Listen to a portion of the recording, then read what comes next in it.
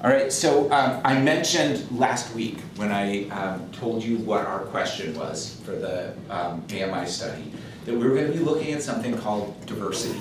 And I said, it's part of our question. Our question is, what is the relationship between the diversity of aquatic macroinvertebrates and the speed and depth of their habitat? But we didn't talk about what diversity was. I said you kind of have an intuitive understanding, which you do, because we use that term outside of biology. But in biology, it's actually a pretty unique concept. It's got some real specifics to it. There are going to be, there's a lot of calculations involved with diversity, and you're not going to have to do any of them. I'm not going to make you do the math, but what I want, ultimately, is for you to be able to do two things. So these are the skills.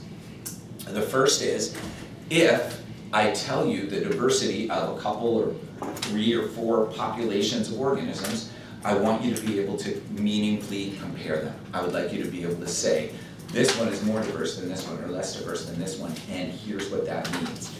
And then the next piece is to think about, in a non-numerical way, what does it mean for something to be diverse versus not diverse? What does it mean when we talk about a diverse population of aquatic macroinvertebrates? What does that actually tell us? And so we're going to look at the specifics of both of these things today. I'm going to show you some math stuff that you're not going to have to do. And then ultimately, these numbers, I will give you numbers when you need them. And it's going to be your job to be able to work with those numbers, to talk about what they mean, to use them to make comparisons. So biological diversity tells us a couple of things. One is, in a very general sense, it tells us about the number of species or groups of like it could be species or it could be larger groups like orders or classes or kingdoms or phyla in an area, and then it addresses their populations. So it tells us how many kinds of things there are and how many of each thing there is. And we care about diversity because when we have any kind of an environment, the organisms in that environment are interacting with each other. So the more kinds of organisms we have, the more kinds of interactions we'll have. And as populations increase, we're going to see more of each type of interaction. In ecology, we're interested in interactions, and in particular, we're trying to figure out what is it that helps us figure out where organisms live and why they exist in the abundance that they do. And as it turns out, other organisms is a big reason. Right? If you look at areas where there's lots and lots of deer, how many people here routinely see deer in their yards? Right? There's a ton of deer in this area. Why do you think there's so many deer? Kind of near the forest. Okay, there's lots of habitat for them. Oh, it's like right next to a forest. Yeah, so they have places that they can live and get food. Because there's not much predators. Yeah, and there's not that much predation. So the interaction there is between the deer and the stuff that they eat. There's an abundance of food for deer, so that has to do with kinds of organisms in an area. And there's not that many organisms that eat the deer. We don't have wolves in the Willamette Valley anymore. Well, in most places in the Willamette Valley anyway. So, so there's other organisms that eat deer. Cougar will eat deer, coyotes will eat deer, but not the way wolves did. Wolves really kept those deer populations down. So, so those interactions are part of what determine where organisms live and how many of them there are. Anytime we have an environment in which there's lots of different organisms, they interact with each other. I took this picture, by the way. I take a lot of pictures, and I'm not a great photographer, but I like this one because if you've not been tide pooling on the Oregon coast, it's super fun.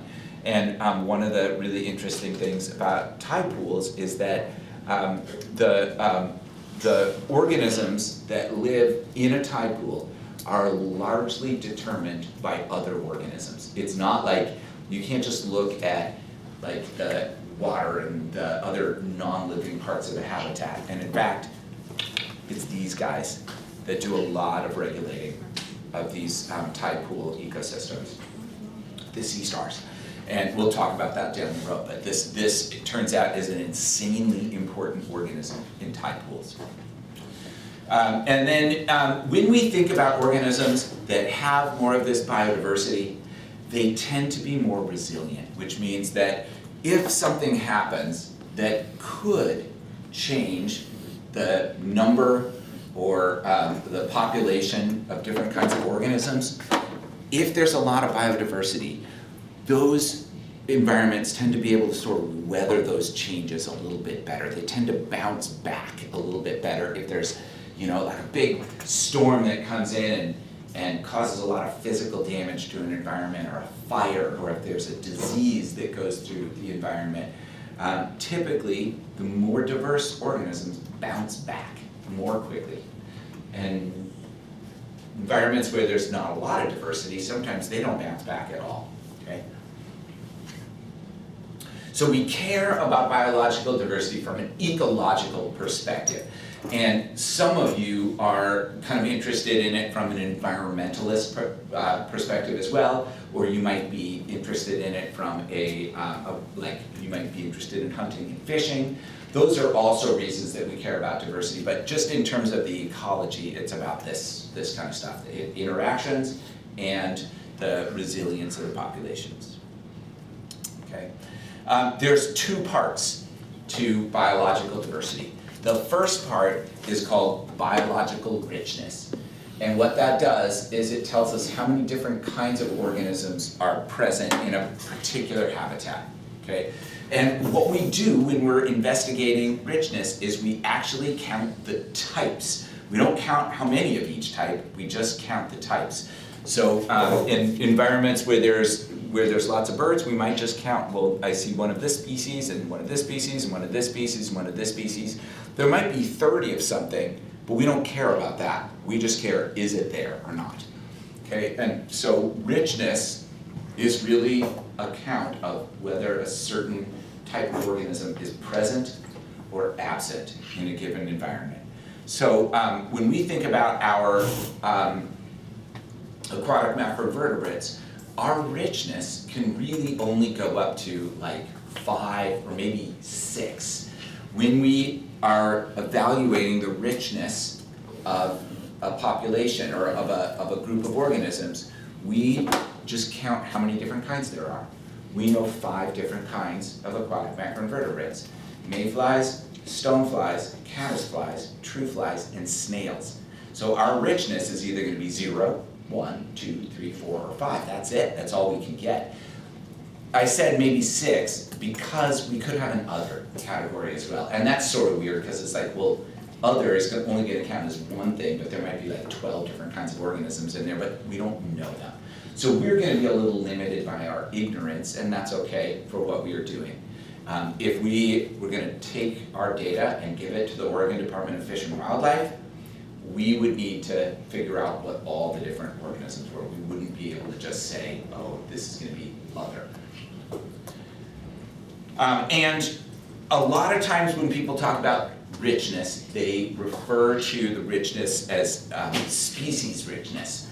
But it doesn't have to be species. In fact, with our aquatic macroinvertebrates, we're not looking at species. There's a whole bunch of different species of true fly, and species of mayfly, and species of caddisfly, and species of stoneflies that we might see.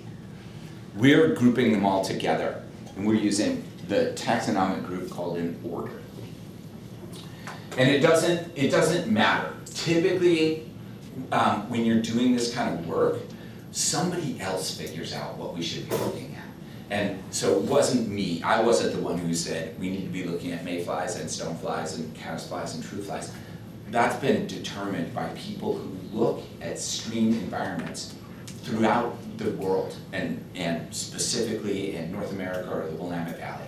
So that decision was made by somebody else. Hey, this is the important thing to count, right?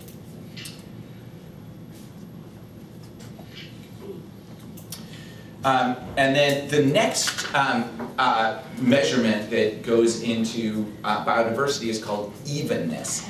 And evenness it's sort of numerical, but it's sort of not, because what we're looking at here is how similar the populations of the different types of organisms are. So to figure that out, we need to know how many there are, but it's not really like, are there a lot of them or are there not very many of them? It's more like, are there a lot more of them than there are of everything else? What we look for in evenness is the kind of environment where there's the same, roughly the same number of every different type of organism. That's a very even environment. So here we have these trees, there's 1, 2, 3, 4 that look like this, 1, 2, 3, 4 that look like this, 4 that look like this, and 4 that look like this. That is a perfectly even distribution of organisms in this environment. Over here, we have 1, 2, 3, 4, 5, 6, 7, 8, 9, 10, I might have double counted that one, but 10 or 11 of these trees, 2 of these, and only 1 of these. This would not be a very even environment. The species, or the richness of these environments are the same. They both have 4 different kinds of trees. But the evenness would be much higher in this first community than in this second community. And so when we think about evenness, it doesn't really matter what the actual numbers are. It just matters how similar the populations are. So when we look at our aquatic macroinvertebrates, there's a couple of things that we're going to be trying to evaluate.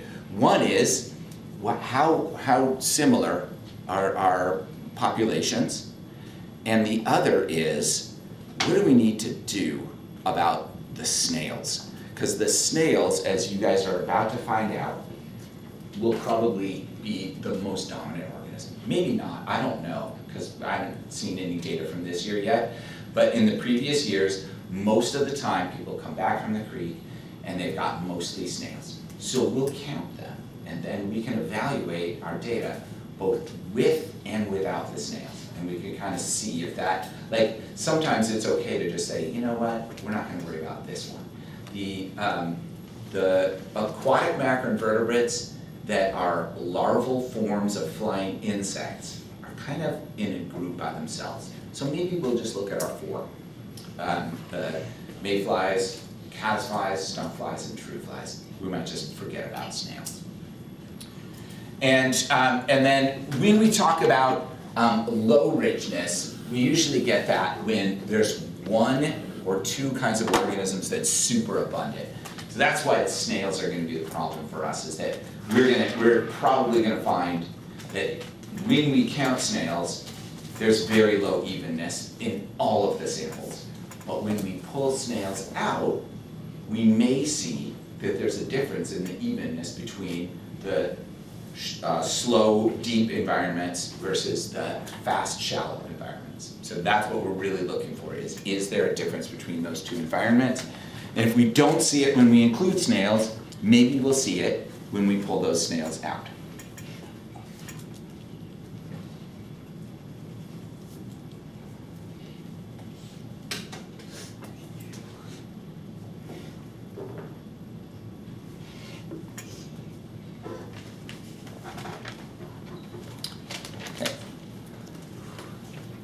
And then the next thing that we're going to talk about is we're going to get into the math. And so don't panic, because I want you to think about this, but you don't actually need to do the math. When we figure out diversity, we somehow have to combine both richness and evenness. Richness is the number of kinds of groups there are. Evenness is how similar their populations are. So we use a fancy mathematical thing called an index. An index gives us one number that summarizes both richness and evenness. And there's a bunch of different indexes. The one that we're going to use, when it's a larger number, it means there's lots of different kinds of organisms and the evenness is relatively high. Okay? So the index will be high when there's lots of different kinds of organisms that all have close to the same number of individuals. And the index will be low if those things aren't true. The index will be low if there's only a few kinds of organisms, or if one or two of them are more abundant than the rest, and one or two of them are more abundant than the rest. And what that means is we can get in-between values in a few different ways. We can get in-between values by having a lot of richness, a lot of different kinds of organisms, but not much evenness. Or we can get in-between values by not having that many kinds of organisms, but they all have about the same population. Or we can get in-between values by having sort of a medium number of types of organisms and a medium amount of similarity in their population. You can't know for sure. If you look at a biodiversity number, an index value, and it's sort of in between low and high, you can't say, well, there must not be that many different kinds of organisms there. That might be true, or it might not be true. So the fact that we are combining two pieces of information does something useful for us. It gives us one number to compare. We're going to be able to compare things by looking at one number. It also does something that's a little bit unhelpful, which is that we lose some of the information. When you just have one number that summarizes both of these things, we no longer know exactly which of these things is good and which is bad. It's kind of like looking at your GPA versus your report card. If you look at your report card, you might have B's across the board, and then you have a GPA that's 3.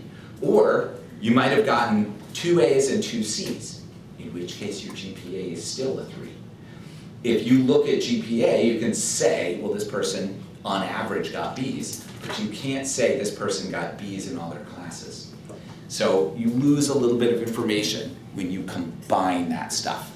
Another way of thinking about it is sports. How many of you are into football? Football. So there's the quarterback index, right? The quarterback rating. And in the pros, it goes up to like some weird number, like 158.3 or something. And it's the same thing. That combines a whole bunch of stuff. It combines the yards that the quarterback threw for it. It combines the number of completions, interceptions, all of that stuff goes into it. So if you see a quarterback who had a rating of like 96, they did pretty good, but you don't know how many interceptions they got. Maybe they threw for a bunch of touchdowns, but they also got a few interceptions. Or maybe they only threw for 1 touchdown, but they had no interceptions. You can't figure it out just by looking at the rating. The index that we're going to use is called Simpson's Diversity Index. And I do want you to write that down just because you'll see it again, but you don't have to write much of the rest of this down. Okay, so it turns out there's a ton of different indexes.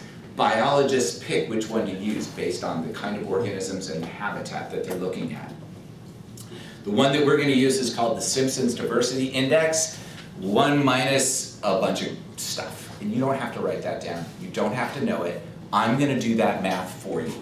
The only thing you need to know is this. With the Simpson's Index, it goes from 0 to 1. It's a decimal value. 0 means very low diversity. 1 means very high diversity. And most of the values that we see are going to be decimals, like 0.37 or 0.61 or something like that. So when you're comparing numbers using the Simpson's Diversity Index, the higher number has greater biological diversity. What does that tell you specifically?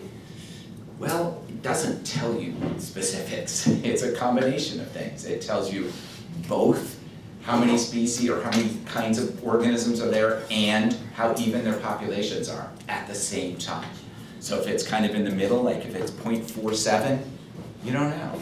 Maybe there's a lot of species, the evenness is low. Maybe there's not that many different kinds of organisms, but the evenness is high. Or maybe both of those measurements are sort of in the middle. You don't know. Okay? So that's the information that we need to know about diversity.